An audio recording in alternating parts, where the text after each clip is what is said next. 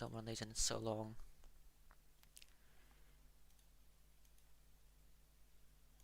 Hello. Is this working? Why is this? Oh, let me refresh. Oh, there we go.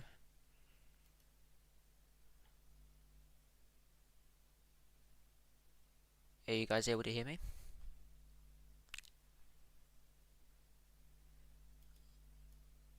Oh, yeah, that is working. I just checked. For some reason, it's really delayed on my end. I think it's just my internet connection. Okay, cool. That's good. You guys should be able to see that in the top right. Cool. Welcome, everyone. I haven't done one of these in quite a while. I checked back on the last time I did a stream, and it was like 8 months ago or something crazy. Bit quiet. Let me try. Is that better now? That should be better, I think. Cool. Before I start, let me just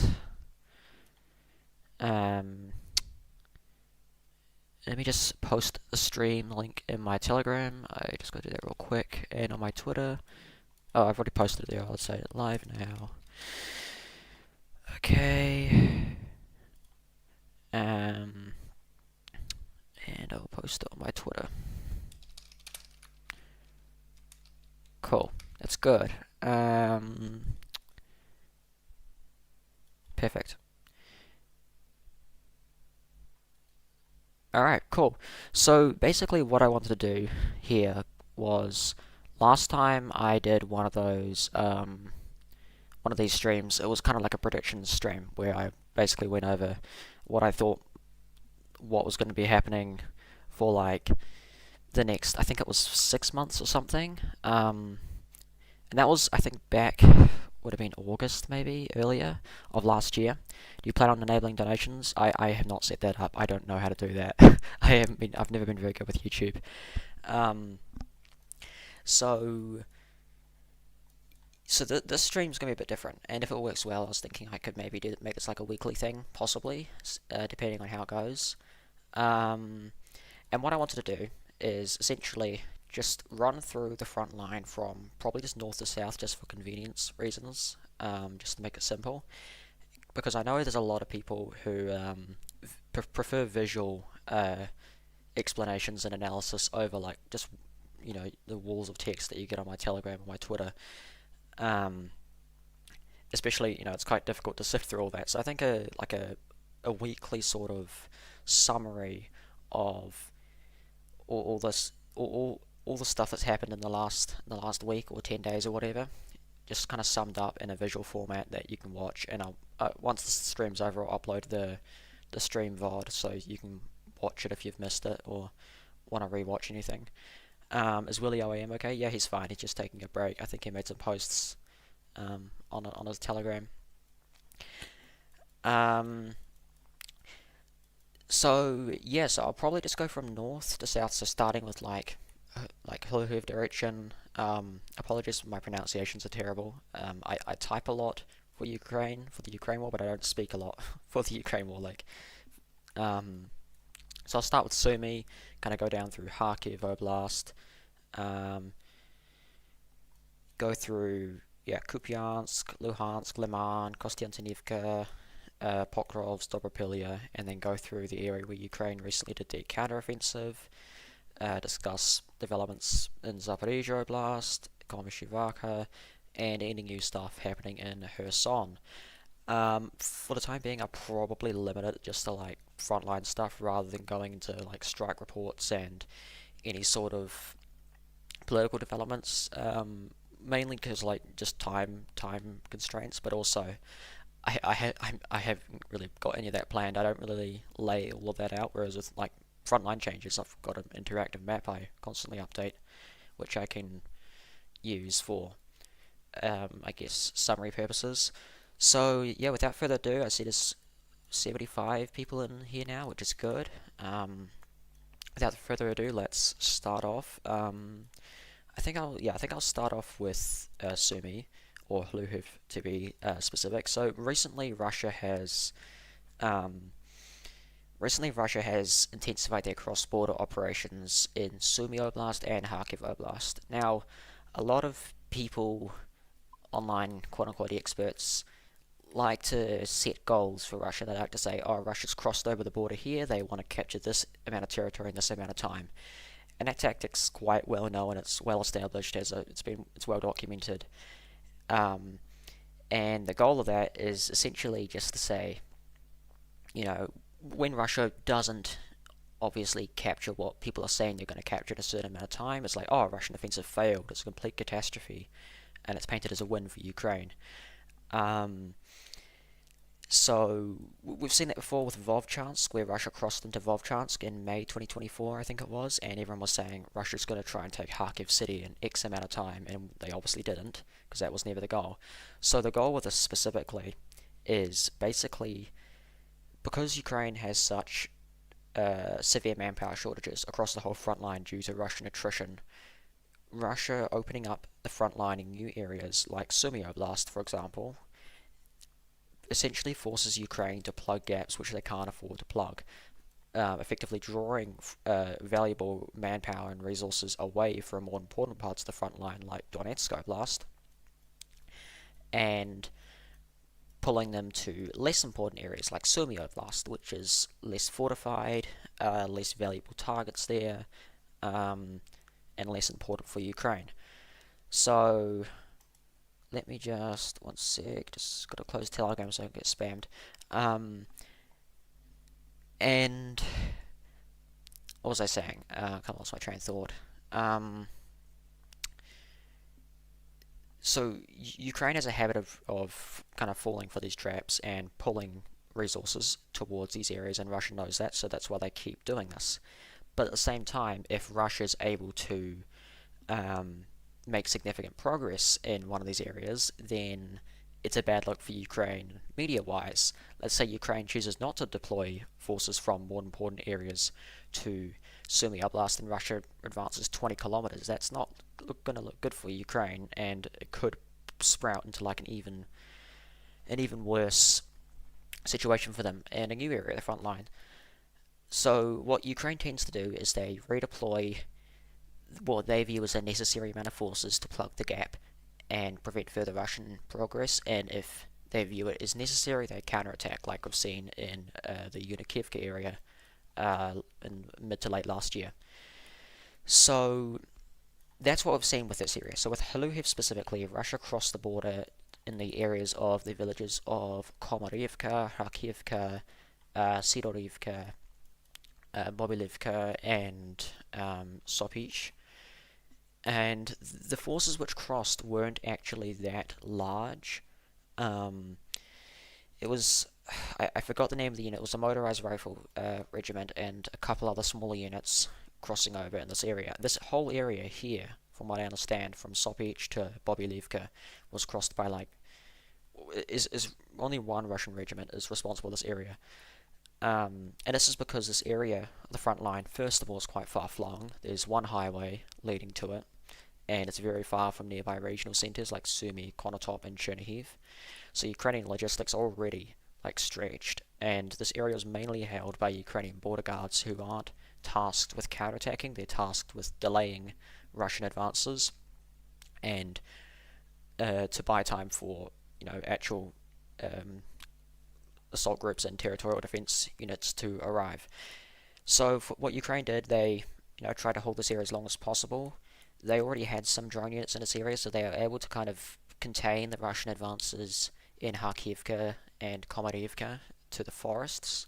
The main issue for Russia was the fact that the border runs along a river, and this river stretches the whole way around. So Russian logistics were already going to be difficult, so that kind of helped, played into Ukraine's hands, and they were able to bring the necessary reinforcements in. But naturally, Russia knows Ukraine does not have the resources and manpower necessary to hold the whole front line, so they're kind of having to plug gaps. I call it the whack-a-mole tactic, because they're trying to hold as many areas as possible with not enough forces, too many fires to put out at once. So Russia advanced to Sopich, and these other areas from the east. And the current Russian goal seems to be in the last week has been to really consolidate these areas around Sopich, where Ukraine was able to carry out some counterattacks and raids a few weeks ago, as well as in these areas around Belabereza, Kharkivka, Komarivka. That's kind of been their goal, and at the same time they are heavily striking the nearby settlements under Ukrainian control, as well as the city of Shostka, which is, how far away would that be? 45 kilometers from the front line. And Shostka has been under attack quite a lot lately. Even the mayor was saying civilians who couldn't withstand the psychological pressure to evacuate to safer areas. And these strikes are mostly targeting Ukrainian reinforcements, Ukrainian temporary deployment points, logistics, etc., with Garan 2 drones and carb glide bombs.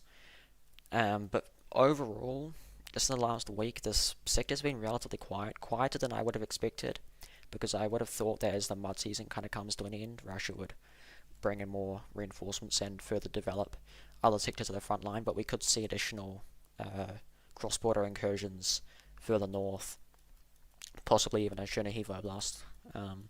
Remains to be seen. Moving further south, let's go to Tetkino, kind of Glushkovo district of Kursk Oblast. The situation kind of has remained largely the same. Neither side holds the initiative. Russia made a couple more attempts to storm Bezsalivka, but due to a lack of supplies and poor command in this area, they've been unable to make any new confirmed progress. Ukraine has seemingly imposed their drone kill zone in this area, so new soldiers attempting to resupply forward positions are constantly coming under attack, especially in open areas where there's nowhere to hide from drones. Sumy area, Kindratevka's seen an uptick in activity recently, so Russian forces have been attempting to secure the southern part of the village. This area's been a hotspot for fighting for quite a while now. I think it was probably a month and a half, 2 months ago, where Russian forces were able to re-enter and re-entrench in the eastern part of the village, and more recently, in the last week or two, they've been attempting to improve their positions in the southern streets. Why is Ukraine suddenly more resilient? Have they changed their doctrine or what? Well, Ukraine's underwent quite a few reforms lately, structurally and command-wise, as well as with tactics. They're developing their tactics with their manpower shortages in mind to try and, I guess, decrease the effects of Russian attrition on them. And these adaptations have allowed them to make their position less dire, at least for the time being, and increase Russian casualties, specifically with drones and the change of the war into like an infiltration style, small groups of infantry hiding behind each other, drone wars, and the death of the conventional line of contact towards like large grey zones and infiltration zones. That's kind of a result of these changing tactics. So I would say it's Ukraine is more resilient because of these changes, but you also have to remember Russia can adapt in response and has been adapting in response. So it's definitely not like a set in stone kind of tactic that will work forever. Moving to Andreevka, Ukrainian forces were geolocated in these houses here in the northern part of the village a few days ago. This is interesting because this village has been under Russian control for a while now after a very prolonged and costly battle towards the end of last year. And I did some looking into it. This geolocation is new, so I've just put it in the grey zone for now. So it once again represents the front lines quite porous. It's difficult to hold a line when you can't concentrate much infantry close to the front. With Korchakivka and Malakorchakivka, I saw the Russian Ministry of Defense claims about the fall of these two settlements. I still need to look at the satellite imagery of this area to kind of see where things are moving. But for example, when the Russian Ministry of Defense claimed control over Malakorchakivka, based on what I saw, the Russians had only entered like the northernmost streets, which they'd done by moving through these forests, using them as cover, and infiltrating from there. So the fact that that was a lie from the Russian Ministry of Defense leads me to believe that Korchakivka was also false. I hadn't seen any reports beforehand about intensified Russian attacks here, and hadn't heard about any intensified shelling. The only area where I have seen lots of new activity has been this forest here, where the Russians captured the rest of the tree line and gained a foothold in the northern part of the forest. Don't trust either Ministry of Defense. Yeah, never trust government sources in war. It's you're bound to fall for a lot of propaganda if you do that. So I guess considering the Russians were able to entrench in this northern part of the forest, it's possible they repeated the same tactic with Mala Korchakivka, where they essentially went through this forest and into the village using the trees as cover. They could have done the same thing here, I suppose. No confirmation of that though. They were also able to increase their presence. The Russians were also able to increase their presence in the large forest north of Novosibirsk, and there's no kind of confirmed consolidation zone. I don't even think the Russian sources are claiming any consolidation here. There's just known that some soldiers have managed to enter that area. I was going to have like a pen tool to kind of highlight things, but for some reason it's disappeared from my toolbar. I don't know why that is. Moving further east, there's not really any new news from Yunikivka. There were some Russian attacks here a couple of weeks ago, but nothing since then. Same with Sadki, just kind of the same positional fighting. Further south, Russians were able to re-enter these groves west of the international border, southeast of Sadki, where they're able to entrench in some new areas. This area's kind of changed hands quite a few times, so it's unclear if this will hold. It's quite an open area, difficult to defend, and very prone to Ukrainian drones who are operating out of all these forests. I think both Milo Korchakivka and Korchakivka are cases of we have soldiers here and you don't, so we control the settlements. I honestly doubt that Ukraine doesn't have a presence there. I feel like they definitely do, but it's probably just not significant. The Russian Ministry of Defense has a history of mapping or claiming control over settlements just because either a Russian soldier enters it or even a Russian DRG enters it. And usually that's just because of false reporting from commands, but Mirapilya's also seen an uptick in activity recently, so Russian forces have been slowly kind of consolidating along these tree lines and forest plantations east of the town, with fighting slowly shifting towards the northeastern streets, I guess. I saw the Russian Ministry of Defense claim earlier today about control over the town. Look, I haven't checked the satellite imagery for this. I haven't really looked too much into it, but like, this is a large town. It's not like a tiny village. It's heavily fortified by Ukraine. The only reason why this could be true is because of poor logistics over the Pasela River for Ukraine, but like, I don't buy it. I'd say at most, we know the Russians have entered the village. We know they've entered these streets here, possibly even these eastern streets, according to unconfirmed reports, but I just don't buy the claims that this has been captured. Moving further south, there's been no new confirmed movements in the Mirapilskaya Prohori area. I believe the Russians are currently focusing on just consolidating their already established advances in this area, sending in new reinforcements, and repelling any Ukrainian counterattacks. Further south, as in Stepok, Russian forces are attempting to reach the centre of the village, or I guess the western part of the village. This area has been experiencing heavy fighting for the last kind of probably month, almost 3 weeks. Additionally, in Pokrovka, Russians have resumed their attempts to reach the eastern outskirts of Mikhailivka, operating through these forests along both banks of the Severodka River. A couple of weeks ago, Ukrainian reinforcements also attempting to counterattack in these forests south of Pokrovka, and new reinforcements sent in from, I think, the Komishivaka direction, or it might have been a different area, are attempting to counterattack in Taratutine and the forests south of Novodmitrivka, where Russian forces have been able to advance recently. Russians were able to capture the eastern houses of Novodmitrivka and are also attempting to move through these forests north and south of the village. They were also able to, after a week or so of fighting and slow kind of movement, they were able to secure these forests east of Taratutine. Taratutine is kind of like, you can hardly call it a village. It's a few buildings really, but it is in the grey zone right now. In the Ryazne area, geolocated footage showed Russians shelling the eastern part of the village, confirming that the Ukrainians do still maintain at least some form of zone of or some sort of presence in the settlement, or in the eastern part of the settlement. This forest here likely remains a grey zone due to a lack of trenches here, but the Russians are using it to reach the eastern part of the village. The presence of these water barriers are complicating their efforts at entering it, though. They have managed to enter the southwestern streets, though, cutting the road to Ryazne from Maiske, and are also operating these forests south of the village, too.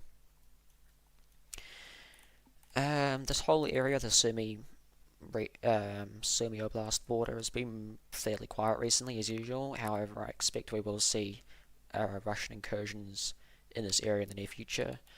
I suspect we may see one towards Slavhorod and Porozhok, cutting the highway here, although I do doubt the Ukrainians still use this section because, I mean, it's 1.6 kilometers from the border, 2 kilometers from Russian positions.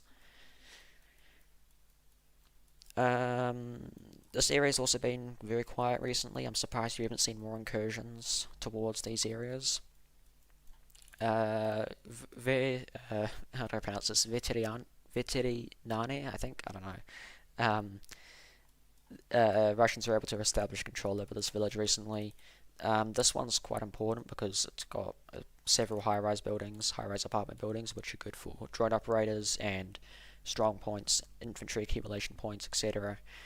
And this area, assuming Ukrainian forces don't counterattack, will likely be used as a staging ground for attacks towards Kozyshe Lopan and possibly towards Zoloshiv, although I don't expect Russia to take either of these towns in the near future. Do you plan on doing some in the future? Would be nice, not many English-speaking war analysts. I was just saying before, I could possibly do streams like once a week, maybe each weekend. I'll see how it goes. My timetable isn't exactly set in stone, so but yeah, I could see I could possibly make this a weekly thing if people want it. I might do a poll in my Telegram today. In the Leipzig direction, Russians seem to be wanting to take this town at some point in the near future. Over the last month or so, they've significantly intensified their MLRS and artillery strikes on it, and taking Leipzig obviously would be a big deal for them because that puts them literally 13-12 kilometers from the northern suburbs of Kharkiv city. It would also allow Russia to place their drone crews in the northern part of the village, which would put Russian drone operators literally less than 30 kilometers from the center of Kharkiv, which we already know is well within the range of FPV drones nowadays, fiber optic drones. And it would also push Ukrainian drone operators back from border areas of Russia further.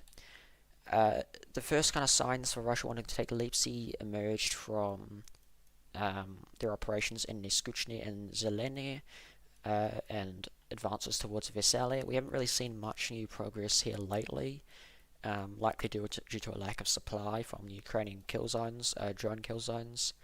However, I expect we will see Russia to retake the tactical heights east of Leipzig, as well as some of the areas surrounding Vesely, to facilitate a storming operation on Leipzig. In the Staritsa Izbitske area, Russians are still attempting to enter or reach the eastern part of Izbitske after capturing the village of Staritsia. This is obviously complicated by the massive forest here, which is controlled by Ukraine. This is kind of like a fortress for them in this area. It's been on the front line for almost 2 years, and if you look at the topography of it, I don't have a topographic map on me right now, but it's basically just a big hill sticking out and as a river surrounding it. So Ukraine undoubtedly has a lot of drone operators here, which they are using to strangle Russian logistics running through Staritsia towards Izbetsk. In the Verkhny-Pisarivka area, Russia's still attempting to attack here, but their advances have slowed down over the last month or two. In the last week, they have infiltrated through these forests east of the village towards Losivka, and are also attempting to infiltrate from Semenivka towards Shestadivka. Fighting's also ongoing for the forests east of Semenivka and the areas surrounding Vilcha. Recently, Ukrainian forces were able to clear out Russian infiltrators southeast of Vilcha and also re-establish control over parts of the tree lines east of the village too. And they're using these newly captured positions to infiltrate the railway line here and this agricultural complex where they were geolocated a couple of days ago. Additionally, my reports of Ukrainian infiltrations into southeastern Volchansk on, I believe I reported that on April 18th, were confirmed a couple of days ago by geolocations showing Ukrainian presences in these agricultural buildings. However, Ukrainian forces are also operating in these surrounding streets where the Russians are actively attempting to dislodge them. In the Vovchansky Hutori area, over the last kind of 10 days, the main Russian goal has been to secure a solid presence south of the village in these tree lines and use that to enter and capture Pokolyane. Controlling these tree lines here is important because, first of all, the ones further south are on the tactical heights, overlooking a lot of important villages, and secondly, it would allow Russia to bypass the Ukrainian line south of the Volcha River in these line of settlements. So that would go kind of in coordination with attacks across the border, which are ongoing now.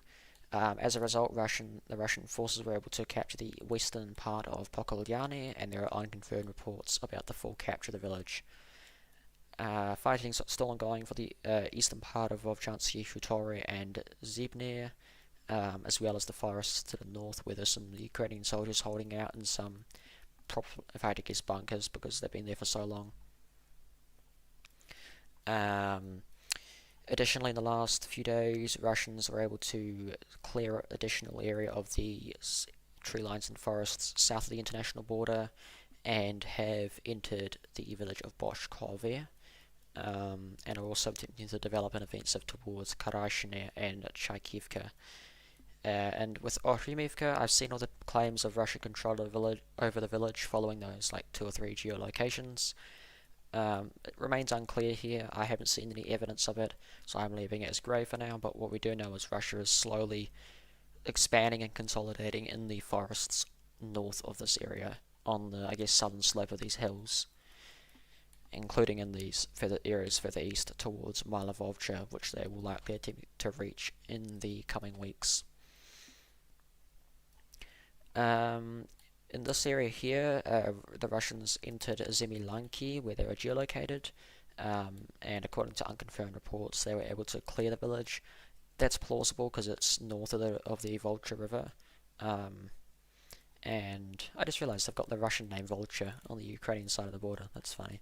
It says Volcha here, so that's plausible because of poor Ukrainian logistics. This is kind of like a corner, like this is the northeasternmost corner of Kharkiv Oblast essentially, so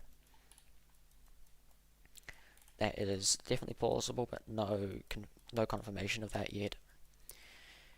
This area here there's basically been like no news from like the section from Ambane to Shevyakivka for the last 2 weeks. But in the areas near Dvorchansky and Kolodyazny, the Russians have once again attempted to reach Kolodyazny by clearing these heavily fortified areas east of the village. The last ones have been pretty unsuccessful in terms of like actually consolidating and reaching the village, despite Russia's heavy bombardments of Ukrainian temporary deployment points.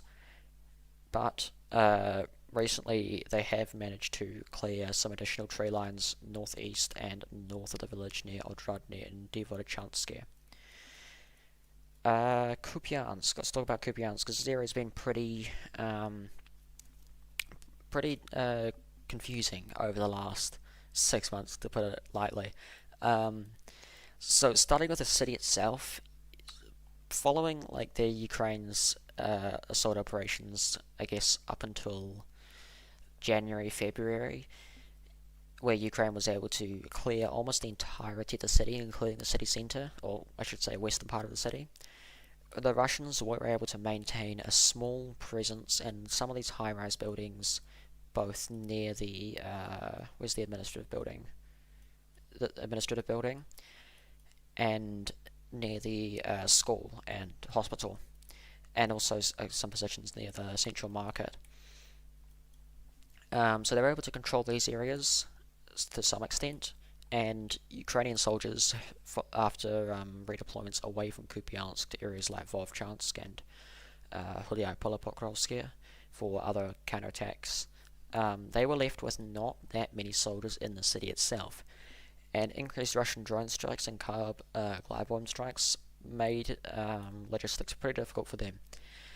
So I guess the city was kind of deprioritized. The tactical grouping aimed at recapturing the city was slowly being disintegrated, or disbanded, I guess, as the units moved away to other areas.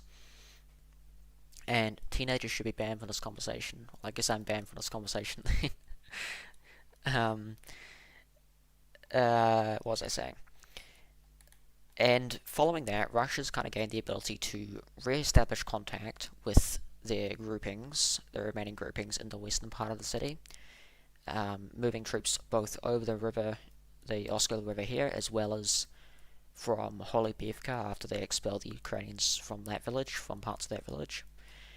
And using that, they've recently been able to recapture some of these high-rise buildings, including the local school, and now infiltrating the high-rise buildings here, the bunch of enterprises and a bakery over here, as well as the train station and surrounding residential streets, essentially scattering their infantry throughout the city.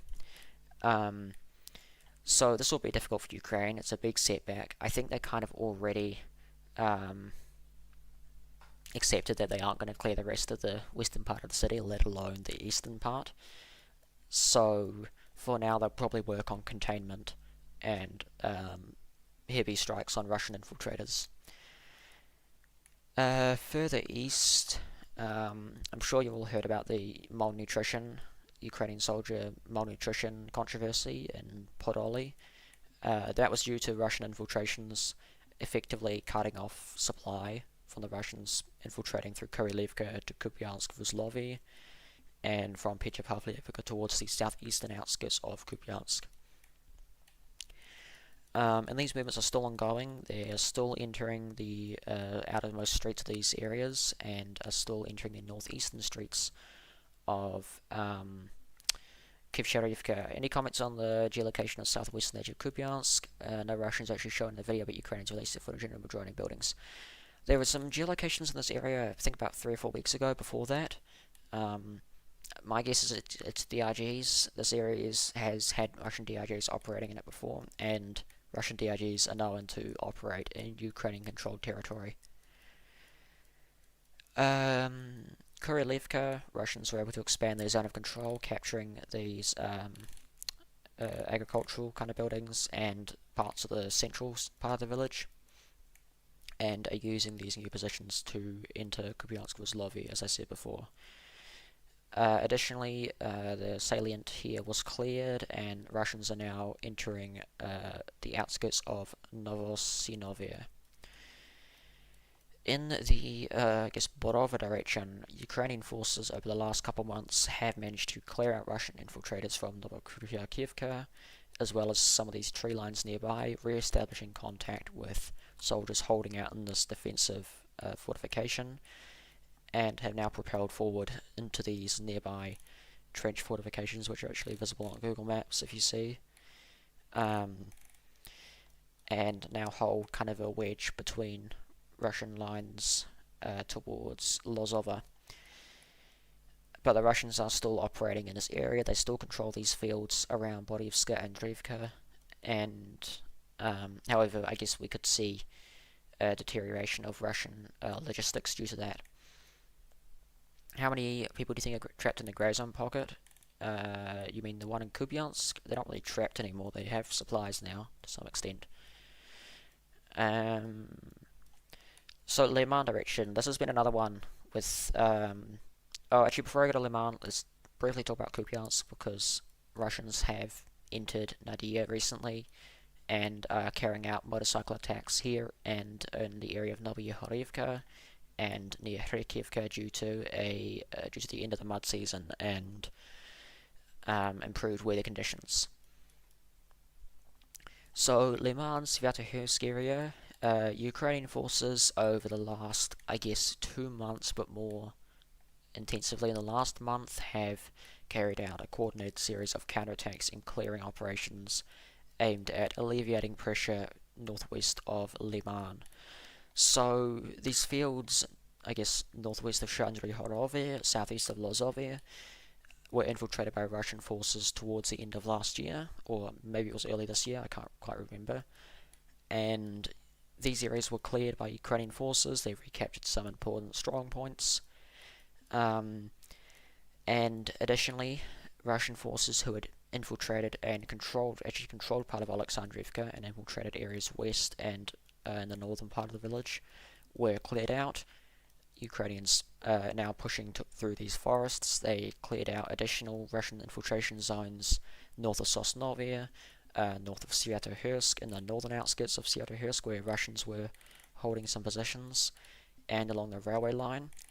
The areas where Russia controlled were in what I had as a zone of infiltration. So I have an infiltration zone layer which I overlay. It was bigger back before Ukraine cleared this, but a lot of these positions here were controlled by Russia, but they didn't have a strong presence. In some terms, you could say they weren't consolidated. And this allowed Ukraine to clear them. It's kind of comparable to Ukraine recapturing some of those areas south of the Vovcha River in the Pokrovska direction up until they reached more fortified areas during their counteroffensive in February of this year.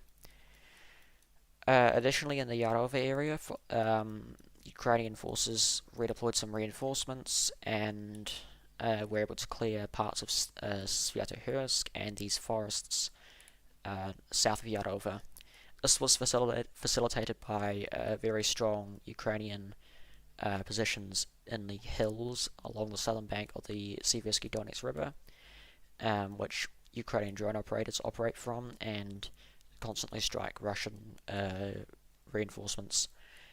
Also, the forests here, they're pretty damaged, but they aren't as destroyed as, like, let's say, the Serebryantska forest in Luhansk Oblast. So they were used for infantry concealment and troop accumulation without being detected. In the Drobisheva area, Ukrainian forces cleared the Russian infiltration zone in these forests here and were able to recapture the western part and parts of the central part of the village. They also re-entered the forests north of the town and are approaching, I believe it was a fish farm. I think it's a fish farm here. They also re-entered the southern streets of Novoselivka, where fighting is ongoing in a grey zone. Ukrainians are also counterattacking east of Liman. They are attempting to re-enter the gully here, stretching from Zarichny towards Stavki, where Russia is currently attempting to disperse assault groups with artillery, and they are also advancing through these tree lines and through the Mastyakivka district of Liman towards these forests and up the road towards Zarichny. And of course these high-rise buildings, the hospital and school number 2 and the streets here were also recaptured by Ukraine, although that didn't have a large Russian presence recently. South of Liman, Ukraine cleared out Russian infiltrators from Brusivka and north of Stary Karavan, and due to a low Russian presence in these forests here and a lack of fortifications, Ukraine's been able to begin infiltrating towards the highway intersection and to these lagoons, I guess. What's happening at Heliopolo? I will get to that soon. I'm just going north to south. Dibrovo has been kind of in a grey zone for a while, at least most of the village, and Ukraine has intensified their operations here too. Yampol, Russian forces were able to clear the central part of the village following Ukrainian infiltrations, and also cleared out most, if not all, of the western part of Zakitne. Russians are also operating in the northern part of Ozerne, attempting to establish full control over that settlement. Further south, in Krivaluka, Russians are still using their usual infiltration routes to reach the forest southwest of the village. They're advancing through these, through Kalinike, to the forest west of the village, and are attempting to bypass the Ukrainian fortifications in these tree lines by advancing south from Kalinike, down the tree lines. They're also able to improve their positions in the forests east of Alexandriivka and are using a gap in the Ukrainian anti-tank ditch to enter the easternmost houses of the town. They're also able to infiltrate through these tree lines and down the road to the southeastern outskirts of Alexandriivka. Further east, Russians improve their position in this forest here. A lot of Russian sources have had this mapped under Russian control for quite a while. It never really stopped being under Ukrainian control. This area is behind or in front of the anti-tank ditch in this area, and Ukraine's been able to hold this area for quite a while. Nikiforivka, Ukrainians re-entered the central part of this village recently and are attempting to clear Lipivka, while the Russians are counterattacking in the central part of the village and towards Dibrova and Fedorivka Druha. In the Privilia area, Russians recently, over the last week or so, advanced from the village of, I think this is Hodibivka, I know this counts as Privilia here. They advanced from Privilia to the forest here and captured positions here towards the Siversky Donetsk Canal, and also intensifying their infiltrations up the highway towards Yurkivka and towards the canal in the direction of Malinivka. Fighting continues for Minkivka and the forests, the tree lines to the south. Russians are also intensifying their counterattacks towards Virolyabivka. Down here in Chervone, Russians are pushing south from the railway line towards Chervone and Mykolaievka, which they're attempting to enter from the west down this street here. And Chasiv Yar, this area has been a very hot point of the war for the last over 2 years now, since April 2024, I believe. Ukrainians still have a presence in the city. They control the southwestern streets of the Shevchenko district and are operating all the way up towards the city centre and towards the southern suburbs and Darches. They're also able to recapture these destroyed high-rise buildings and the surrounding streets, and are infiltrating towards Stupochki. This whole area northwest of Stupochki is essentially just one large grey zone, with both sides holding overlapping positions. Kostiantynivka, Russian forces are advancing towards the city from the west, infiltrating the Hora district in the southern part of Novodmitrivka, and are still attempting to improve their positions in the area of the railway station and the southern suburbs. They've also intensified their infiltrations towards the city from the southwest, operating through Ilinivka up this forested gully, and from Bedestok up the highway and through the greenhouse complex. Claims of Russian control over 30% or even a quarter of Kostiantynivka are false. Russian control over the city is limited to the southeastern district. I believe it's Santuinivka district, I think it's called. Even some areas south of the city, like outside the city, are still contested. Further west, Russians improve their positions in Stepanivka. They are slowly advancing through this village, attempting to reach Dovabalka via this road. Some isolated groups have managed to enter the eastern streets of the village and the southern streets via this road. They're also attempting to clear this western part, which is on the tactical heights, or this area's on the tactical heights, I guess. That will provide a solid western or left flank to assault Dovabalka. This area has been pretty quiet lately. The Russians have made some small attempts to improve their positions north of Rusanya in these clay quarries, but nothing significant. No significant changes have been recorded here. In the Dobropilya direction, in Toretske, Ukrainian presence was confirmed in the northern streets. This was kind of already known. I've always had this in a grey zone. Video quality is too low. Consider changing the stream settings. Is it actually? I'm checking here. It says it's should be. Let me check. Video settings. It says it's 1920 1080. It should be fine. Maybe if you go to your YouTube settings, click settings, and go to your resolution and update it on your own. Sometimes YouTube sets it to like 360p or some stupid thing. And okay. Novosharkova, it's still contested. This village, I swear to God, is like a new step over. The battle for will not end. Still contested. This was the village, if you don't remember, that Russia, one of the ones Russia entered during their breakthrough in August 2025. Good, looks good on your end. Yeah, might just be your settings because YouTube is annoying with that.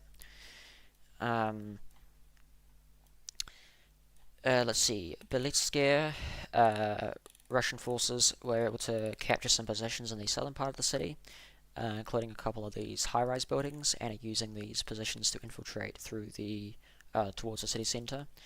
They're also attempting to move through the graveyard and up the highway towards the western streets. And additionally, other infiltrators are entering the eastern streets and the northeastern streets through the tree lines. So, I mean, I guess this city has been on the front line for quite a while. We're finally kind of starting to see some battles for it. Russia is really ramping up their efforts to establish a foothold in it and consolidate in the fields surrounding it. Okay. Novi Donbass, not really anything new. Rodinskaya, Deep State keeps moving this, I think it's the former Zaporizhzhia mine, I think it's what it's called. They keep moving it in and out of the grey zone. I've had it in the grey zone for a while now. I know the Ukrainians are using it to reach the western part of Rodinskaya, but Russian forces are also attempting to enter it from the north too. Hiroshina area. Russians have captured positions northeast of the village in these tree lines, and have also cleared the western part of Novoalexandriivka and carrying out clearing operations in the remaining houses. From this village, they're infiltrating east and north up this road and towards Vasilyevka and further to Murnir. They're also able to clear out the last parts of Skala, the 425th Assault Regiment from the northwestern part of Hiroshina, who re-entered the village a couple weeks ago, and are now pushing further west through the tree lines. Same here with Skylar's previous attacks with their failed mechanized attack. About a month ago, Russians have cleared out the salient and are pushing further west. This area has been literally no news. I quite literally have nothing new to add for this area. Novopavlivka, following the Ukrainian counterattacks here, which saw them recapture most of the town, the Russians have resumed their attempts at entering the southeastern streets, reinforcing their remaining formations in that area, and are also attacking towards up these tree lines towards the eastern streets once again.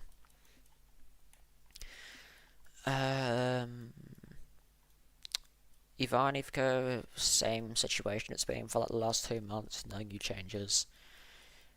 In the, I guess this could be called the Pokrovsky direction, Russian forces are infiltrating significantly towards the Vovcha River from Alexandrogard through the tree lines, and are attempting to clear Ukrainian infiltrators from Voskresenka, who are able to reach the southeastern part of the village.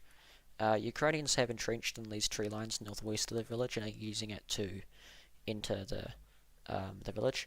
Oh look, my tool thing's come back. I don't know why that disappeared. I don't know if you guys are able to see that. I think so. Okay, that's good. That disappeared for some reason. Now it's just suddenly popped back. That's useful. So the Ukrainians are moving from here through through to these tree lines where they're accumulating, and then going into the village towards the southeastern outskirts. Whereas the Russians are primarily focused on attacking north of the village, both through Alexandrogard towards the Vovcha River, and towards the section here to try and cut off the Ukrainian infiltration route. You can see it? Okay, that's good. Alright. It would have been good if I had that earlier. That would have been very useful to annotate. Let's go to this area, because there's basically nothing new here. So, the situation here remains as complicated as ever. Let's lay this out as simply as possible. So we've got turnover here. The Russians are still attempting to enter it from Novohidovka and Komishivaka, so they're moving in here, entering the village, and are also attempting to push the Ukrainians out of Berezovye. They're also advancing through Kalinivsky and recently carried out a motorcycle attack west of Stepovye, which was probably repelled by Ukrainian drones. But at the same time, Ukrainian forces who control these tree lines here are advancing to Novomikhailivka, or Novomikhailivka, and are entering the southeasternmost part of the village. So very confusing. This whole area is grey. It's a large grey zone, in overlapping positions. Also, after the Russians cleared the Ukrainian, it's the wrong colour. After the Russians cleared the Ukrainian infiltrators from this area here, they are now attempting to consolidate in these tactical heights and are likely counterattacking in Novomikhailivka. Alright. Alright, Novokhyrovka. Russians have improved their positions northwest of the village and appear to be attempting to re-establish themselves, I guess, along this line, pretty much along the Zaporizhzhia-Dnipropetrovsk border, through to here, in order to protect Uspanivka. I don't think you can see this, it's a bit off screen, but, oh no, you can. Uspanivka here. Cough jump scare. Is that loud on my mic? This mic's weird. Something fell off it the other day and it's been acting up recently. Blew my ears out.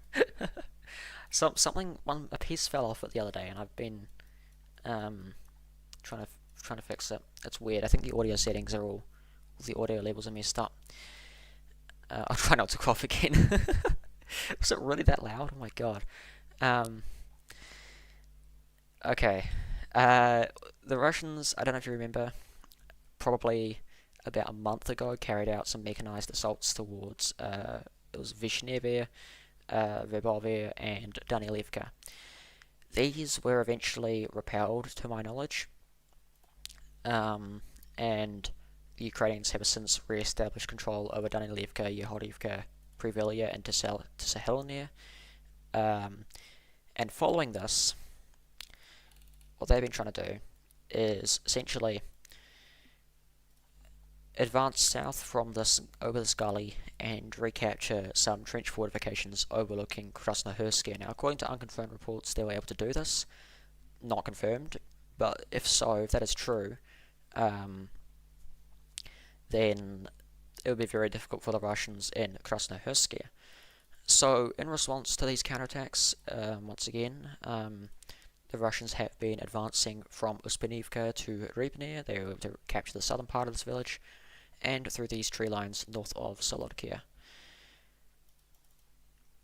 They also repelled the Ukrainian counterattacks into Solodkia, which occurred how long ago, probably at least 3 weeks ago now. I see the time's all messed up because of the Iran war. And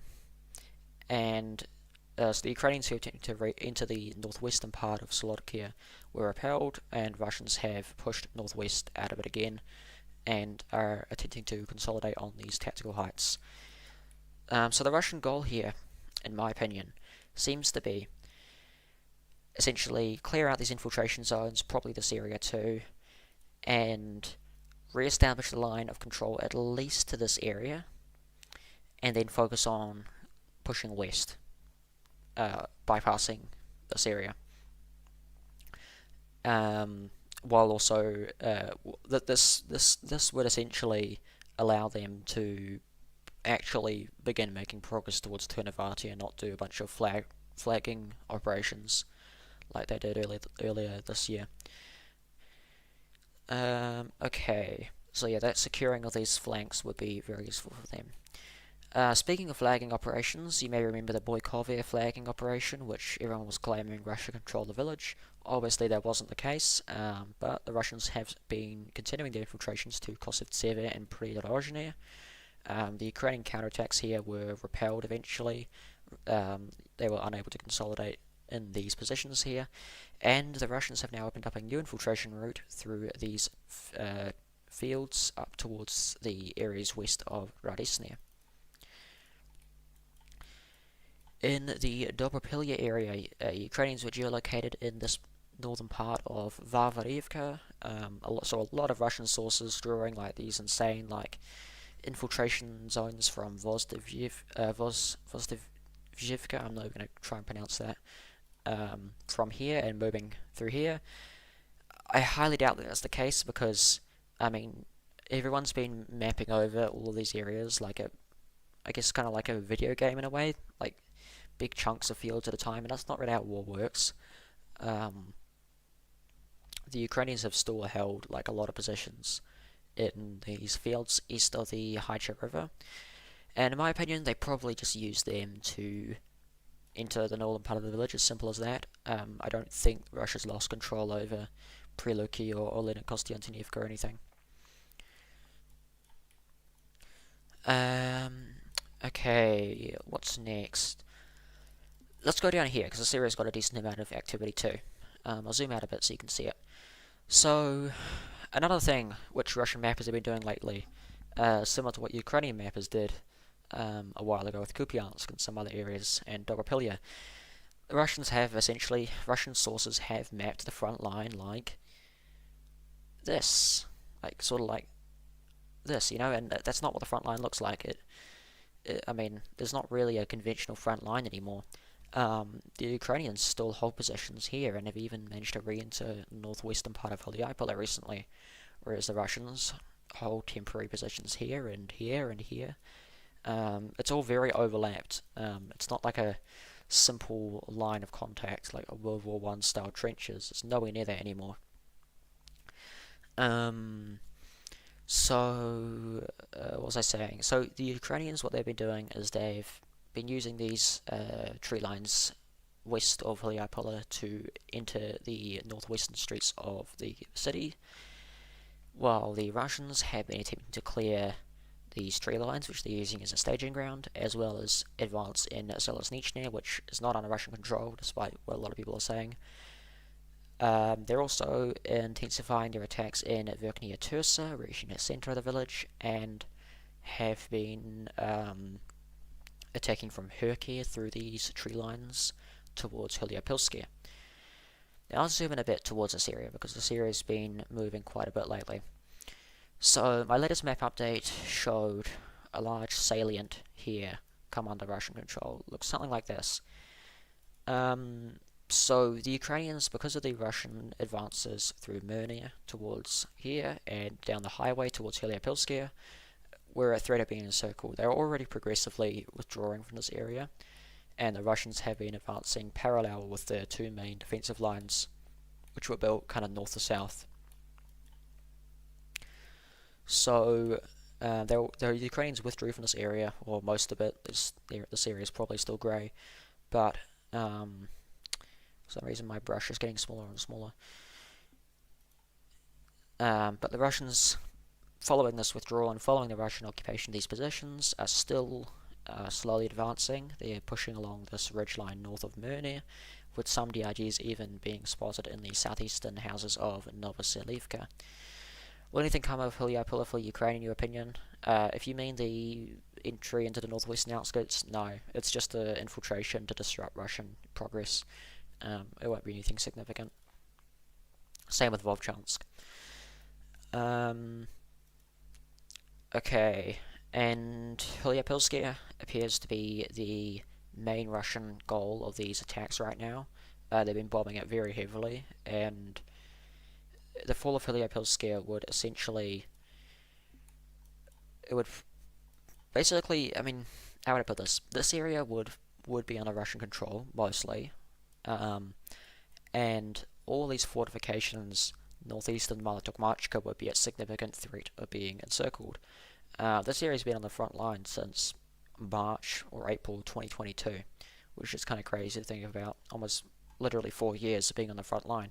So obviously they're very fortified, very dug in, and the fall of these positions and the front line looking like this would not be good for Orikhiv, because the current Russian goal, which I've been talking about for a long time, has been to advance up these tactical heights to Omelnik, to the rear of Orikhiv, cut this highway, and do it in coordination with an attack from this area, taking this ground. Like this. This has been the Russian goal for a while. And to do that, they had to take Zalesnichny. Oh, let me do this in a different color. To do this, they had to take Zalesnichny, which is here, and Turnivati, which is here, as well as the tactical heights, which run along here. So, and in response to this, to disrupt those Russian plans, Ukrainians counterattacked here, as well as some counterattacks here, to disrupt the Russian flanks. Russian supply going down the Hylyapila-Velika Novosilka road was effectively cut from drone operators due to the Ukrainian advances, and it disrupted this whole operation. And obviously that was done in coordination with Ukrainian counterattacks in the Komishivaka direction. So what this would do for Russia is, if they're able to control these fields, is it would facilitate not only an advance towards Orikhiv from the west and attacks Malotokmachka, but it would also facilitate advances through the north, because, I guess not only facilitate, but it would be done in coordination with. Let me put it that way, because with these counterattacks are taking place further north in the direction of Pokrovsky, with that taking place, we can expect the Russians will intensify their assault operations towards this highway connecting Orikhiv, Omelnik, and Novomykhailovka. I disagree with the capture of Hylyapilsky affecting the area north of it. Yeah, I know, sorry, I misspoke. I didn't mean to use the word facilitating. That was for this area south. It's 12 AM. I'm a bit tired. So, hopefully that makes sense and it wasn't just blabbering. Orikhiv area, let's go over this, and I'll talk about Komishivaka, and we can answer some questions at the end. I also have to talk about something with Kherson too. So the Orikhiv direction, I don't know if you guys have seen the Malotokmachka meme. If you know, you know, I guess, but the Russians have been slowly, well, not advanced, they haven't advanced here. I don't know why I'm saying slowly. They've been attempting to further improve their positions here. But the Ukrainians are also counterattacking. They have a stronger presence here, and were able to have a stronger ability to hold control over it.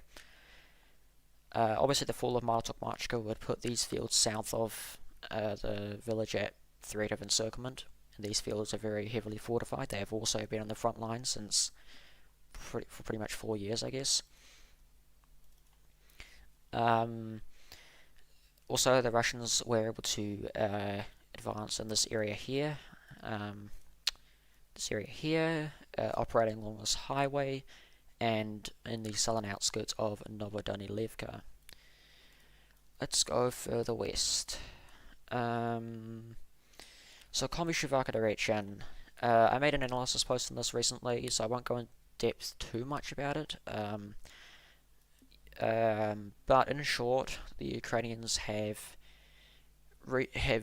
I guess, strongly secured the initiative in this area for the time being.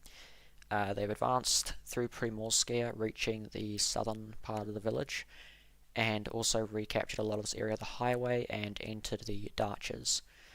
So the Russians are now, their control is now limited to this small area in the southern part of the village, just north of the river. I forgot what the river's called, but and are also attacking in Stepnohursk, attempting to clear this small Russian bridgehead north of the river here.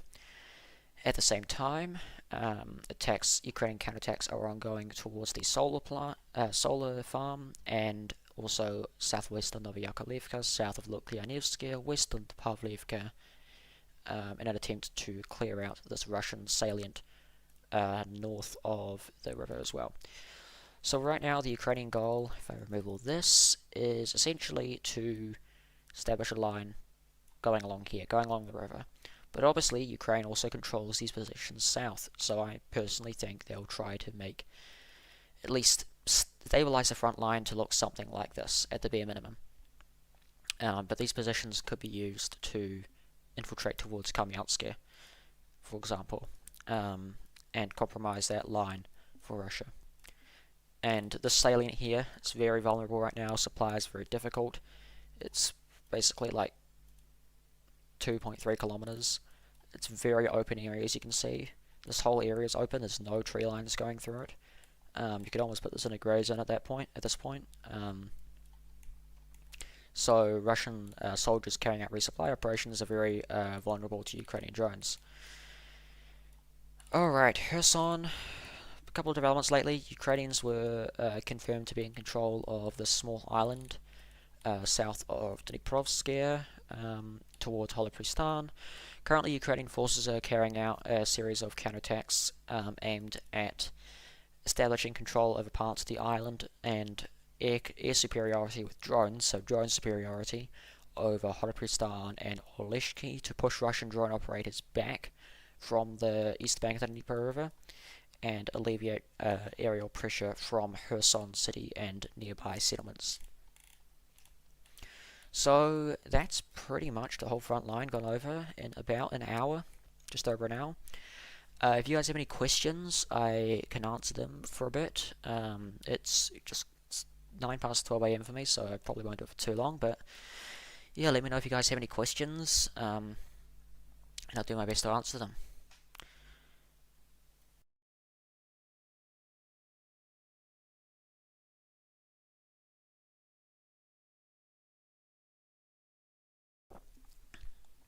Do you think this is heading towards a stalemate? Ukraine keeps using drones to hit Russian air defenses, personnel, etc., but lacks manpower for counter-offenses. Will it drag on, or can Russia win?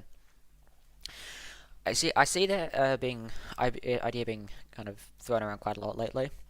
What you have to understand is with any war, major land war like this, there are several components that you have to be superior in to win. Strategic strikes is only one of those components, and that's what Ukraine's been doing very good at lately, destroying Russian air defense. That's not going to stop the Russian pace of advance on the front line, necessarily, at least not significantly, and Russia still maintains the advantage in practically every single sector in terms of the ground war. So, with wars of attrition like this, the goal is not territory, the goal is attrition. Territory comes as a byproduct of that. So Russia advancing in a certain area will be as a byproduct of successful attrition against the Ukrainian army. The goal of a war of attrition is to destroy your enemy's potential to defend, and that's what Russia's trying to do. So I don't think it will lead to a stalemate. I don't think Ukraine has the ability to do that. You can only replace soldiers with drones so much, and currently the Ukrainian people are not prepared to, I guess, volunteer to fight, if you look at the numbers. Let's see. Why are you not updating that before like you used to before? I think I made a post on this a few months ago. The main reason is just because it's become a lot more difficult to confirm advances because of these changes in the war and how it's fought with small groups of infiltration, consolidation, becoming more difficult for both sides. Definitions shifting. It's not as simple as like 2023 style, like Battle of Bakhmut, Klishchiivka, Avdiivka, that kind of thing, where it was easy to map trench by trench. It takes much longer to confirm and verify advances and to what extent those advances have taken place. But my interactive map's always updated. There's a link to that under all my map updates, as well as my Telegram and Twitter bio.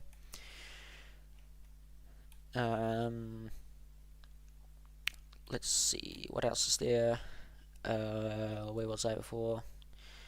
Is Sloviansk reachable for the Russians this year? It's reachable, but I don't think they're going to capture it by this year. I think they're going to try and outflank it. How do you see the battlefield evolving in the future? Do you have any predictions? I don't really like making like long-term predictions about the evolution of tactics, because it's just there's so many uncontrollable variables you can't really predict, and you have to take into account.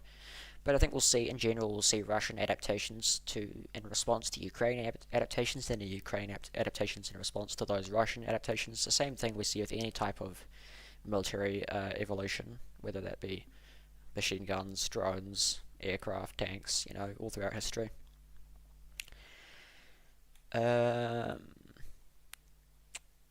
see. With the localized counterattacks in southern Donetsk, do you think that Starlink outage decisively shifted the initiative to Ukraine? History Legends in his videos thought that it was counterproductive. Starlink was an issue for Russia because I don't think they relied on it too much and didn't take into account possible disconnections from it as much as they should have. So it's definitely affected communications and definitely facilitated the Ukrainian advances. Now, I see a lot of people saying the Ukrainian counteroffensive took place because of the Starlink outages. This is not the case. The Ukrainian counteroffensive started on February 5th. I think the Starlink outages occurred either on the same day or like same kind of period. But Russia's doing their own satellite stuff now, so I mean, and they're still advancing. So I think the lack of advances just can be attributed to winter months and the mud season, which is what we've seen in basically every February, March, and April in the last kind of 3 years. If you look back at the changes in rates of advance per month. Why do you think Russia's allowing Ukraine to constantly strike the Russian interior? Skill issue or lack of? I guess. I mean, Russia isn't allowing it. They're just kind of their air defense is outdated. They lack a layered air defense, and they're only now kind of starting to deploy drone interceptors. They don't seem to have enough mobile air defense crews, and they're wasting expensive missiles on it. But also, you have to remember, Russia's the largest country in the world, which means it's very difficult to defend your airspace against hundreds of drones all entering at the same time. So most of their air defense is concentrated around major populations. They don't really try too much to shoot them down along the way like Ukraine does. Let's see, where else were we? Yeah, Russia's huge, yeah, that's right. Do you think Ukraine was able to stop the Kupiansk encirclement because Russia was simply in a state of complacency and didn't expect the second Cartier to storm into the city? I think that's part of it.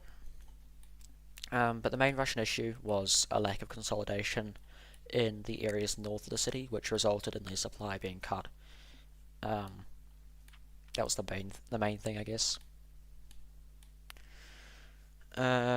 Ukraine successfully attacks the Russian Air Force. Are there any noticeable effects from these attacks? Attacks on the Russian Air Force, not really, because I mean, the main parts of the Russian Air Force which are used, the Su-34s and 35s for glide bomb strikes. I mean, I guess patrol aircraft or reconnaissance aircraft being hit could affect that, but I mean, not really. I mean, it's not stopping the number of carbs being dropped. I mean, there's even news Russia's going to increase the number of carbs being dropped in the coming months. So, what else is there? I think I missed the question up here. any information on manpower issues at the moment. They're being mentioned. They're being mentioned sometimes when it seems the debate died down, and Ukraine is doing offensives again. The debate died down because all the clout chasing, people who follow the war stopped caring about it. There's still an issue. There's still a major issue. Ukraine isn't recruiting soldiers. They're still forced to resort to violent forced mobilization on the streets. There's a reason why men between the ages of 25 and 60 don't feel safe going out on the streets anymore. So they definitely have major manpower issues, but like their adaptations of tactics have alleviated some of the consequences of that with the increased usage of drones and development of that technology. Cover the Mali War briefly. Do you have a publicly available map for it? I was going to work on that. I just haven't gotten around to doing it. A bunch of stuff come up, which is taken up a bunch of time.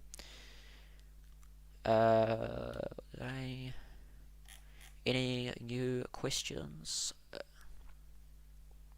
I'll add another issue. Russia has a civilian airspace that's still in normal use. That is true. Yeah, that is very true. Their airspace closures are pretty limited, even during Ukrainian UAV attacks.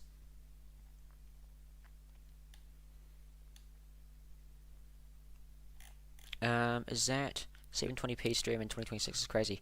Can you guys not update the settings? Let me see if I can do it. Quality. Oh yeah, it's limited. YouTube's compressed it. My settings is whatever it was, 1080p. So like, I don't know how that. OBS says 1080p. YouTube's compressing it for some reason. Maybe it's one of my settings. Ukraine won't ever be able to get out of conscription. They don't have the money or people to go to a contract system, nor could they do it without existing conscripts rioting.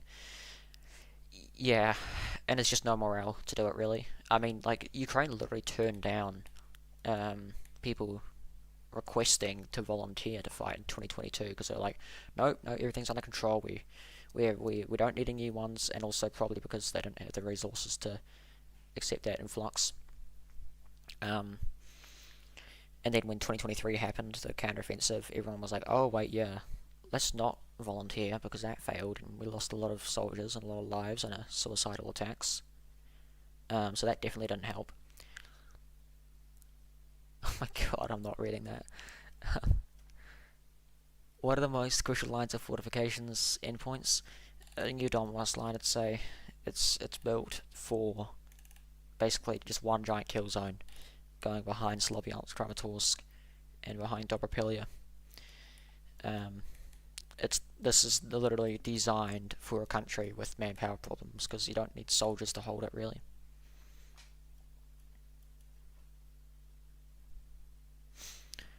If you have any last questions, let me know, but I think I'll end it off soon.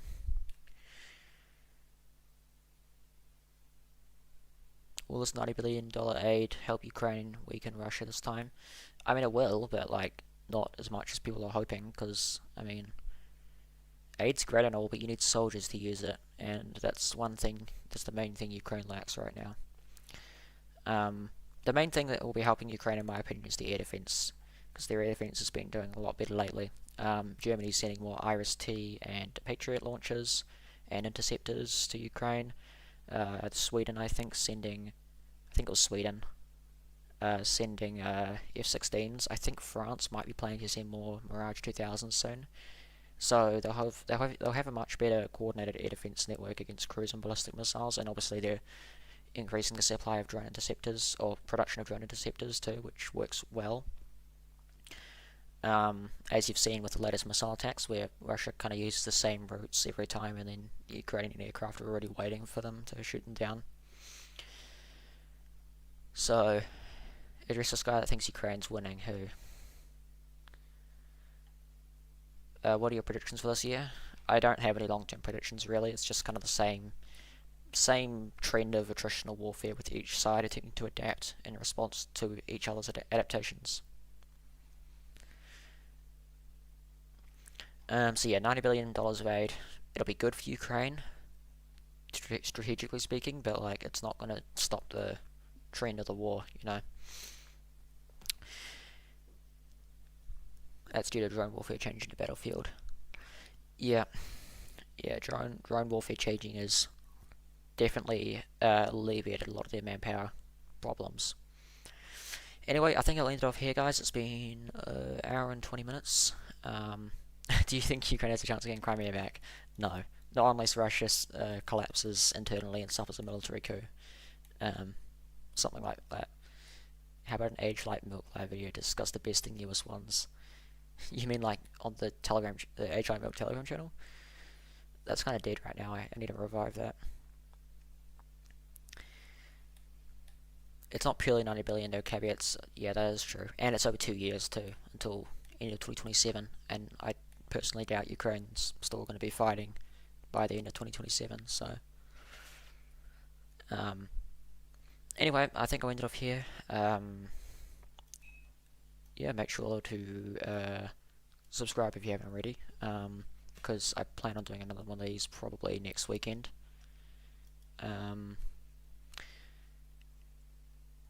Yeah, thank you all for tuning in. Hopefully we'll do one next week. I will let you know on my Telegram. I assume all of you here are from my Telegram and Twitter, so I don't really have to say join those. But if you're from my Twitter and you haven't subbed to my Telegram, do that. And you're from my Telegram and you haven't followed me on Twitter, then do that. My Twitter is still very throttled. Its reach is very throttled, so not many people are seeing it. Good stream, go get some sleep. Thanks, hey Aiden. Thanks for all your what's the word? Analysis data lately. It's been really good seeing that in Willie OEM's videos. Alright, thanks guys. I'll see you all tomorrow on my channel, on my Telegram channel.